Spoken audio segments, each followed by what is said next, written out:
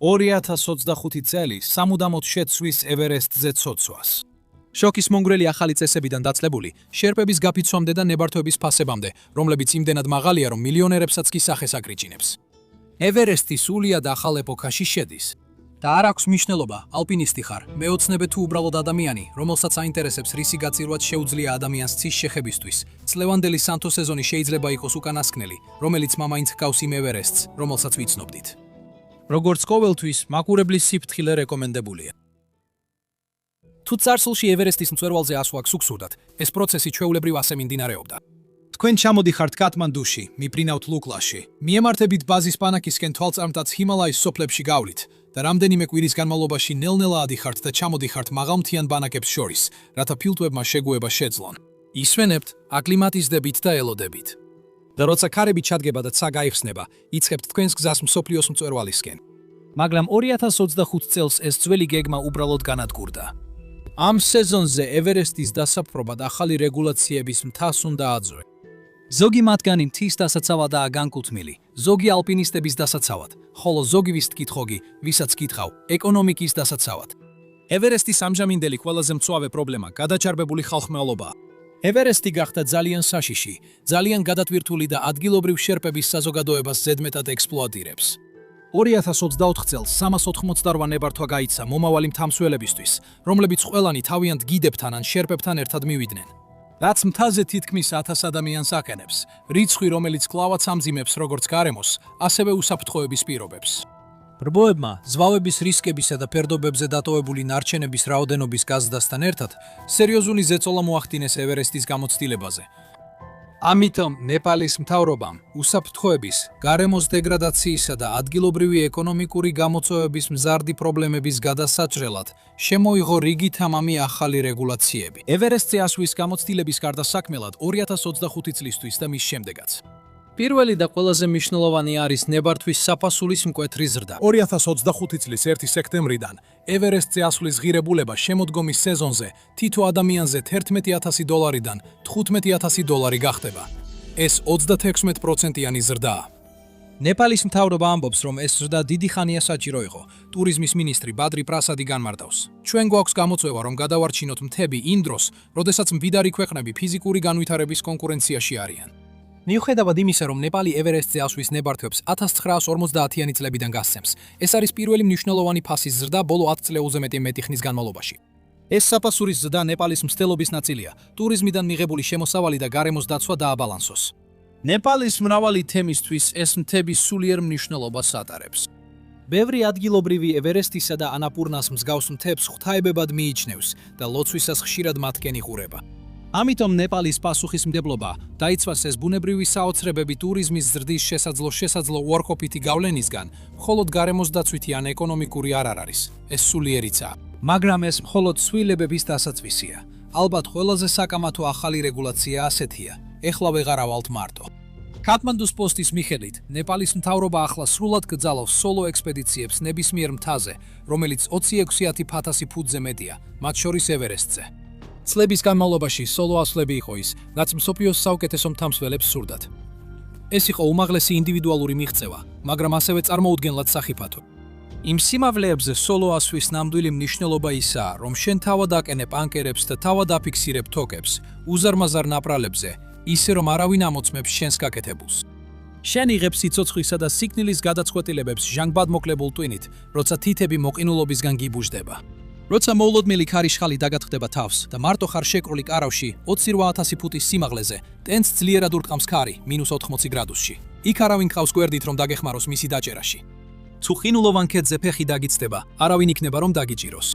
როცა ჰიპოთერმია იწყება და შენი აზრები საშიშად ირევა, იქ არავინ ყავს, რომ შენს სიმპტომებს შეამჩნიოს და დაგაძალოს დაშვება.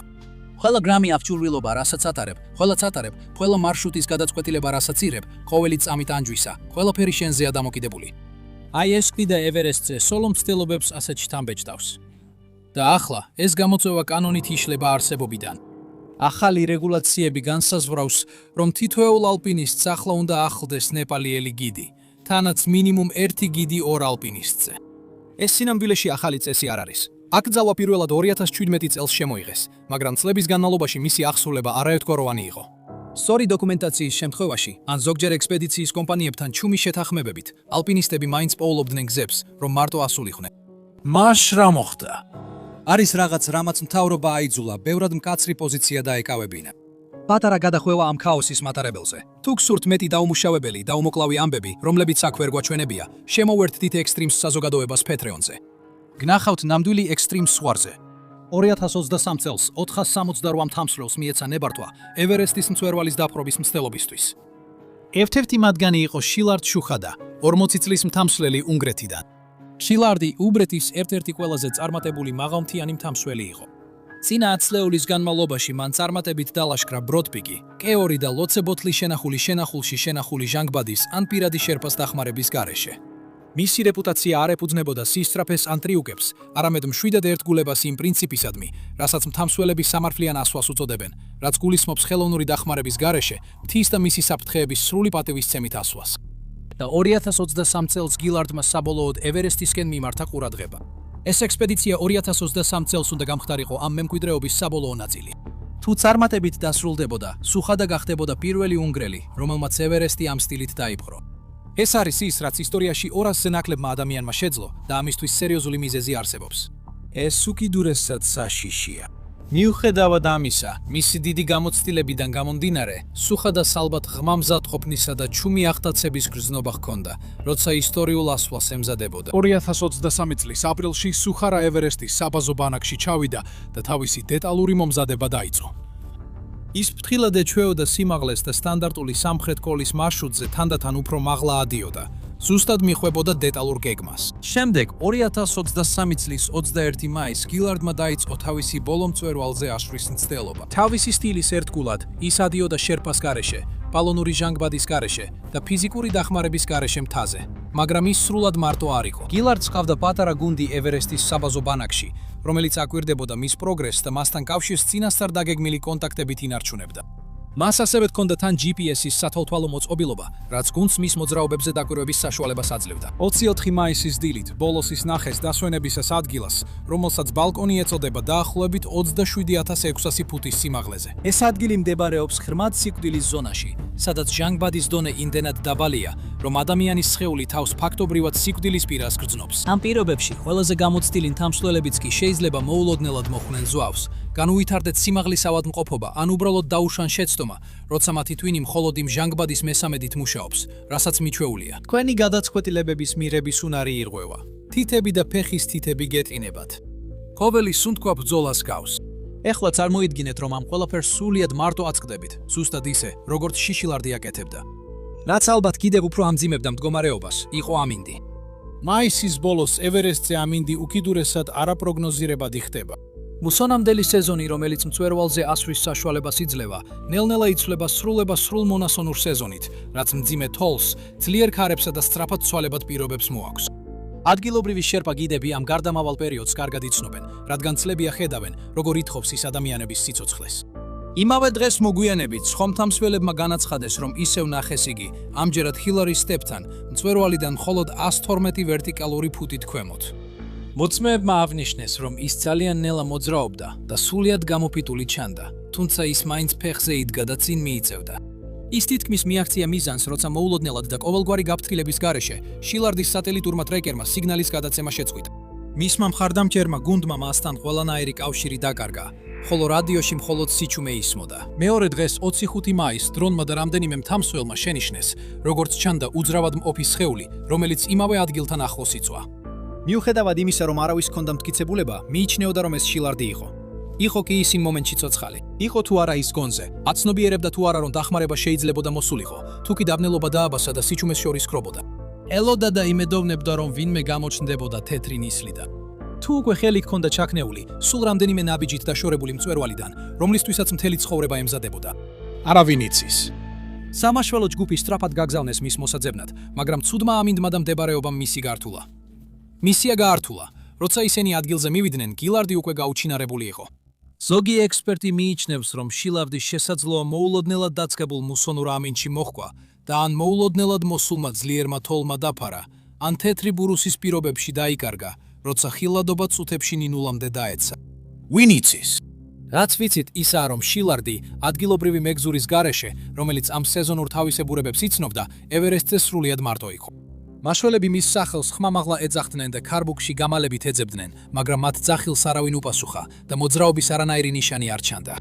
Ამდენიმე მცდელობისა და სულ უფრო საშიში პირობების შემდეგ, როცა ამინდი საათობით უარესდებოდა, სამაშველო ჯგუფს სხვა გზა აღარ ჰქონდა და უკან დაბრუნება მოუწია.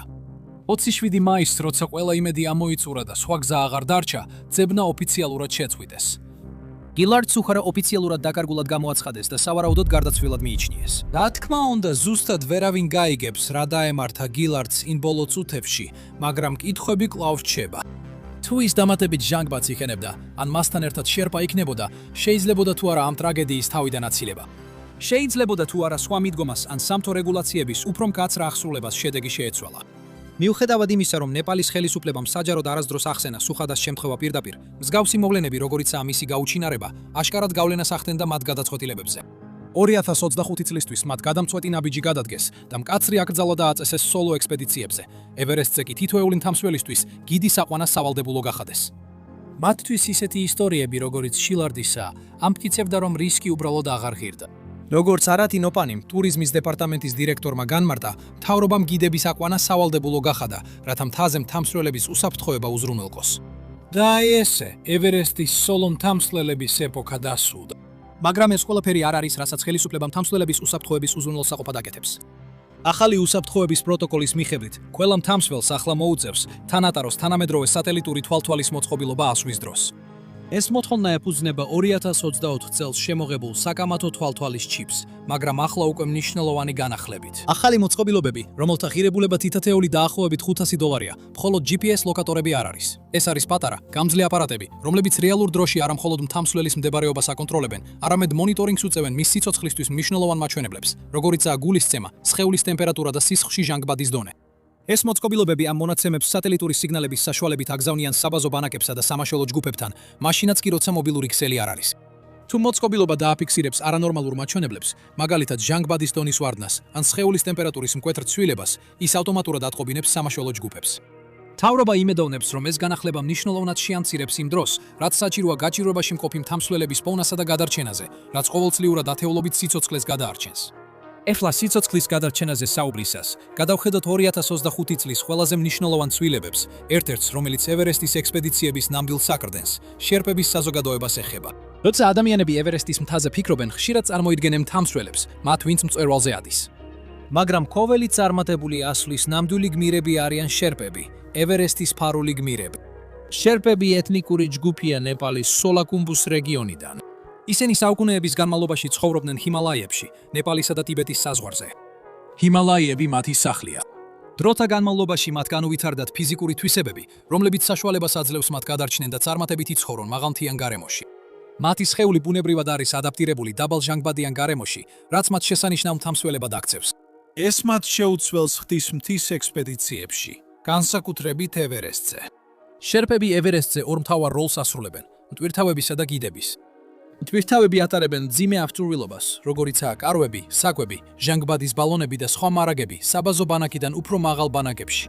ბევრი მტვირთავი ატარებს ტვირთს, რომლის წონა 40-დან 50 კილოგრამამდეა. ზოგჯერ ერთ სეზონშიც კი რამდენჯერმე უწევთ ასვლა. შერპა მეგზურები კი თავის მხრივ პასუხისმგებელნი არიან მთავსველების მთაზე აყვანაზე. მათ იციან მარშრუტები, როგორ გაიარონ საშიში მონაკვეთები და სად დააფიქსირონ თოკები. მეგზურები ასევე უზრუნველყოფენ მთავსველების უსაფრთხოებას, ამინდისა და რელიეფის დაკვირვებით და მნიშვნელოვანი ინსტრუქციების მიცემით. როგორც უკვე ვთქვი, ჰიმალაი მათი სახლია, მაშინ როცა უცხოელი მთავსველები მას თავიანთი ცხოვრების უმაღლეს მიზნად, მოგზაურობად, თავგადასავლად მიიჩნევენ. შერპებისთვის ეს მათი სამუშაოა. ისინი სეზონზე რამდენჯერმე ადიან და ჩამოდიან ევერესტზე. იმის გასაგებად, თუ რამდენად ბევრს მუშაობენ ბენ შერპები და რამდენად მნიშვნელოვანია ისინი, ასე შეხედეთ ამ საკითხს. როდესაც უცხოელი მთავსველი მწვერვალზე ადის, ის ჩვეულებრივ ქუმბუს ყინულის ჩანჩქერს, რომელიც მარშრუტის ერთ-ერთი ყველაზე საშიში მონაკვეთია, მხოლოდ 2-3ჯერ კვეთს.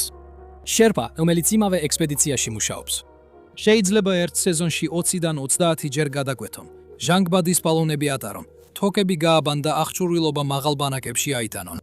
მათემატიკა სასტიკია. 335 ადამიანიდან, ვინც 1922 წლიდან 2024 წლის დეკემბრამდე ევერესტზე დაიღუპა, 129 შერპა იყო, ანუ დაახლოებით მესამედი. როცა გაითვალისწინებთ, რომ შერპები ევერესტზე მყოფი ადამიანების მცირე პროცენტს შეადგენენ, მაგრამ ამ ტრაგედიებში დაღუპულთა დაახლოებით მესამედი შერპებია, რისკი აშკარა ხდება. ეს შანსები თითქმის ნებისმიერ სხვა პროფესიულ სფეროში დედამიწაზე სულიად მიუღებელი იქნებოდა. და მიუხედავად იმ მძიმე რისკებისა, რასაც ისინი აწყდებიან, შერპებს ბევრად ნაკლებს უხდიან, ვიდრე ალპინისტები იხდიან ექსპედიციებში მონაწილეობისათვის. ალპინისტს ევერესტის ექსპედიციაში მონაწილეობისთვის შეიძლება $100,000-იც კი გადაუხადოს. ამასობაში შერპები სეზონზე ჩვეულებრივ $2,000-დან $6,000-მდე გამოიმუშავებენ. ამ კაცმა ეკონომიკურმა რეალობებმა შერპების საზოგადოებაში უკმაყოფილების ზრდა გამოიწვია. შეგიძლიათ წარმოიდგინოთ, რომ სიცოცხლეს 30-ჯერ რისკავ მთის ერთ-ერთ ყველაზე საშიშ მონაკვეთზე, მხოლოდ იმისთვის, რომ უცხოური ექსპედიციის კომპანიების შემოსავლის მცირე ნაწილს მიიღოთ. შეგიძლიათ წარმოიდგინოთ, რომ 100 ფუნტიან თვირთს ატარებს სასიკვდილო რელიეფზე, სადაც ძლივს სუნთქავ, მხოლოდ იმ ხელფასისთვის, რომელიც ბევრად ნაკლებია ვიდრე უსაფრთხო სამუშაოებზე. 10 წლეულების განმავლობაში ეს დისბალანსი ევერესტის დაპყრობის არასასიამოვნო რეალობა იყო. მაგრამ 2025 წელს ყველაფერი საბოლოოდ იცვლება. ახალი რეგულაციების მიხედვით ექსპედიციის კომპანიებმა შერპა გიდებსა და დამხმარე პერსონალს მნიშვნელოვნად მაღალი ხელფასი უნდა გადაუხადონ. ასევე სავალდებულოა, რომ შერპებისთვის, რომლებიც მტომლებით მთაზე მუშაობენ, გაიცეს სიცოცხლისა და დაზიანების დაზღვევა, რომლის ოდენობაც 2 მილიონ ნეპალურ რუპიამდეა, ანუ დაახლოებით $14,400. დაზღვევის მოთხოვნა ძალიან მნიშვნელოვანი საკითხია. წარსულში, როდესაც შერპები მთაზე იღუპებოდნენ, მათი ოჯახები ხშირად მინიმალურ კომპენსაციას იღებდნენ. რეგიონში, სადაც ერთი შერპა ხშირად მთელ ოჯახს არჩენს, მარჩენალის გარდაცვალება ეკონომიკურად დამანგრეველი შეიძლება იყოს. ახალი სადაზღვევო მოთხოვნები უზრუნველყოფს, რომ ოჯახები უბედურების შემთხვევაში გაღატაკებულები არ დარჩებიან. ეს ცვლილებები უბრალოდ არ მომხდარა. ისინი შერპების ორგანიზაციების მრავალწლიანი ადვოკატირებისა და 2024 წლის სამსამთო სეზონზე გაფიცვის მუქარის შემდეგ განხორციელდა. როდესაც შაშან ევერესტზე შერპების გაფიცვის საფრთხე გაჩნდა, ეს მთამსვლელთა საზოგადოებაში შოკის ტალღებად გავრცელდა. შერპების გარეშე ევერესტზე კომერციული ექსპედიციები პრაქტიკულად შეუძლებელი იქნებოდა. მთავრობამ უნდა ემოქმედა და 2025 წლის რეგულაციები სწორედ მათი პასუხია. მაგრამ საკმარისი იქნება ეს? მაგრამ ეს ერთადერთი სიახლე არ არის. ევერესტის საბაზო ბანაკშიც მნიშვნელოვანი ცვლილებებია მოსალოდნელი. ზდადი გადატვირთულობისა და გარემოზე ზემოქმედების შესამცირებლად, ახალი რეგულაციები შეზღუდავს საბაზო ბანაკში დაშვებული ნაგებობების ზომასა და ტიპს. წარსულს ჩაბარდა ფუფუნების კარვები, სრული მომსახურების სასადილო და გასართობი ზონებით. 2025 წლიდან თითოეული ექსპედიცია შემოიფარგლება მხოლოდ საბაზისო საძინებელი კარვებით, საერთო სასადილო კარვით და აუცილებელი დამხმარე ნაგებობებით.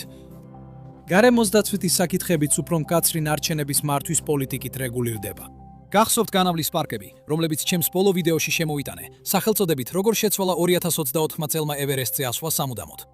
ხო და ისინი არსად მიდიან. თამსველებს ისევე ვალებად საკუთარი ფეკალური ნარჩენები მთიდან ჩამოიტანონ, რათა თავიდან აიცილონ გარემოსა და წყლის წყაროების დაბინძურება. ნარჩენების მართვის სისტემა ასევე გაუმჯობესდა. თამსლებს ევალებათ უკან ჩამოიტანონ მინიმუმ 18 ფუნტი ნარჩენი, რათა დაიბრუნონ თავიანთი დეპოზიტი, რაც უზრუნველყოფს, რომ ისინი პასუხისმგებელნი იყვნენ ნარჩენების სწორად განადგურებაზე. ნებისმიერი თამსლელი, რომელიც ამ წესს არ დაემორჩილება, შეიძლება დაჯარიმდეს დიდი თახით და მომავალში აეკრძალოს მთაზე ასვლა. არ დაგვავიცდეს სადავო ვერტმფრენის რეგულაციები. ბოლო წლებში ევერესტის რეგიონში ვერტმფრენების გამოყენება მკვეთრად გაიზარდა, რადგან მდიდარი მთამსვლელები მათ იყენებენ, რათა თავიდან აიცილონ რთული ლაშქრობა საბაზო ბანაკამდე, ან თუნდაც გადაადგილდნენ უფრო მაღალ ბანაკებს შორის. ეს პრაქტიკა, რომელიც ცნობილია როგორც ჰელი ჯამპინგი, გააკრიტიკეს იმის გამო, რომ ის პრივილეგირებულ მთამსვლელებს უსამართლო უპირატესობას აძლევს და ხელს უწყობს ხმაურის დაბინძურებას, რაც ადგილობრივ ველურ ბუბუნებასა და თემებს აწუხებს. ახალი რეგულაციები მიზნად ისახავს ვერტმფრენების გამოყენების მკაცრ შეზღუდვას მხოლოდ გადაუდებელი ევაკუაციისა და აუცილებელი მარაგების მიწოდებისთვის.